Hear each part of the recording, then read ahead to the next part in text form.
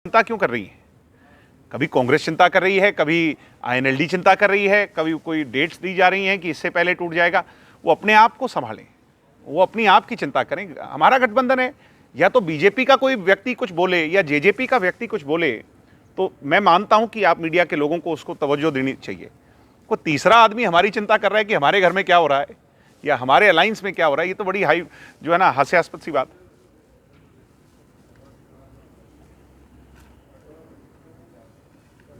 देखा कि वो पूरे देश की यात्रा कर रहे हैं, बट साथ ही साथ कांग्रेस के लोग छटकते जा रहे हैं। कांग्रेस अंदर ही अंदर कमज़ोर होती जा रही है। राजस्थान का एक बड़ा यूनिक एग्जाम्पल है। आज दिल्ली के रिजल्ट्स आ रहे हैं, कांग्रेस 31 सीटों से 11 पर पहुंच गई। ऐसे समय पर जब देश के अंदर इतनी बड़ी यात्रा कांग्रेस उसको मान रही है, तो कांग्रेस की मजबूती कहीं तो नज़र आनी चाहिए। मुझे ऐसा लगता है कि गुजरात के अंदर कांग्रेस को बुरी पराजय हासिल होगी। पिछली बार बहुत सीटें वो जीते थे, इस बार उनका आंकड़ा कम जाएगा। तो यानी वो सिर्फ एक यात्रा तो है, एक सैर सपाटा तो है, उससे ज़्यादा उसका कोई इम्पैक्ट धरती पर आज नज़र आए ऐसा मैं नहीं मानता। मगर कभी भी किसी संघर्ष को, किसी भी स्ट्रगल को अन्यथा नहीं लेना चाहिए। वो यात्रा कर रहे हैं, कभी ना कभी उसके परिणाम जरूर आएंगे। आज हाल फिलहाल में मैं नहीं मानता कि उसका कोई कांग्रेस के लिए सुखद परिणाम है या उसका कोई वो दिख रहा है, नज़र नहीं आ रहा। सर, आम आदमी पार्टी को किस प्रकार देख रहे हैं? जैसे दिल्ली एमसीडी में उनका मेयर बनने जा रहा है और गुजरात में भी एंट्री हो गई। नहीं, गुजरात में एंट्री तो मैं कल रिजल्ट के बाद मानूंगा, आज नहीं मानूंगा। मगर एमसीडी के अंदर, क्योंकि वहाँ उनकी सरकार है और लंबे समय से दिल्ली में एक ही बात कह करके वो सत्ता में आए हैं कि आधी सरकार है, पूरी सरकार तब होगी जब एमसीडी होगी। तो दिल्ली की जनता ने शायद उनको, अभी रिजल्ट्स पूरे नहीं आए हैं, बट शायद उनको एक अवसर दिया है कि लो पूरी सरकार हम आपको देते हैं और जिन मुद्दों पर आप बन करके आए उनको पूरा करें।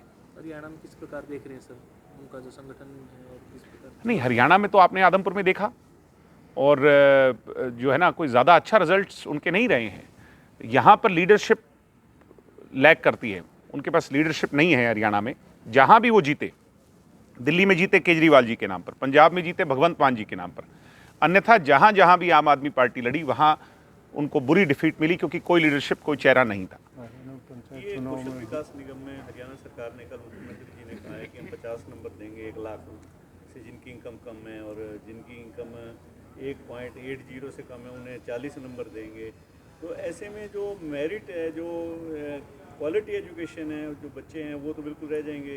तो आपका क्या कहना है? नहीं, ये सोच, हमारी सोच तो देखो ये स्पष्ट है कि हम गरीबों को प्राथमिकता देने की पक्षधर ये सरकार रही है। जिसकी इनकम कम है उसको ज़रूरत ज़्यादा है। तो इस सोच को लेकर के अगर सरकार इस तरह की कोई पॉलिसी, अभी तो आई नहीं है, जब आएगी उसको हम पढ़ेंगे। सर, हरियाणा में सीएम बदलने की कहीं ना कहीं जो पढ़ा लिखा आदमी है उसके साथ तो अन्याय है ना। नहीं, ऐसा नहीं होना चाहिए, किसी के साथ अन्याय नहीं करेगी सरकार। नहीं, मुझे अन्याय तो हो गया, उसको 40 नंबर मिल जाएंगे। अभी ऐसी कोई पॉलिसी अगर आई है ड्राफ्ट होके तो उसको हम उसका आंकलन करेंगे। अभी तो कल कोई बात कही गई है। मुख्यमंत्री कह रहे हैं ना। नहीं, मैं आपकी बात से सहमत हूँ, मगर अभी इस तरह की कोई चीज़ सामने आएगी कागज पर तो उसका आंकलन होगा। बाकी किसी भी पढ़े लिखे के साथ, किसी भी लायक व्यक्ति को ये उसका फंडामेंटल अधिकार भी है और सरकार भी उसको रोक नहीं सकती। सर, हरियाणा में चौटाला बहुत आहत है बुढ़ापा पेंशन ना बढ़ने की वजह से, कौन रोक रहा है सर आपको? नहीं, मैं तो सरकार में हूँ नहीं, मैं तो पार्टी में हूँ। मेरी इच्छा ये है कि बुजुर्गों की पेंशन 5100 हो और उसके लिए 2024 का इंतजार ना करना पड़े। मेरी सोच है कि वो जल्द से जल्द हो, इस साल हो या अगले साल हो जाए। बुजुर्ग भी, हम जब गांव में जाते हैं तो हमारे से पूछते हैं सवाल को, तो हमें उनको जवाब देना है। और जब सहमति 2 पार्टियों के बीच में बनी थी तो इस बात को लेकर के बनी थी कि 5100 पेंशन होगी, एक मुश्त नहीं, उसको जो है ना सामान्य तौर पर हर वर्ष बढ़ाया जाएगा। मगर जितनी बढ़ाई जानी चाहिए थी उतनी अभी तक नहीं बढ़ी। इस वर्ष की पेंशन भी नहीं आई, बढ़ी नहीं है मतलब। तो वो इन चीज़ों को लेकर के दुख तो होता ही है, और निश्चित तौर पर हम किसी भी चीज़ के लिए कॉम्प्रोमाइज़ कर सकते हैं, इस चीज़ के लिए कॉम्प्रोमाइज़ नहीं करेंगे। इस रैली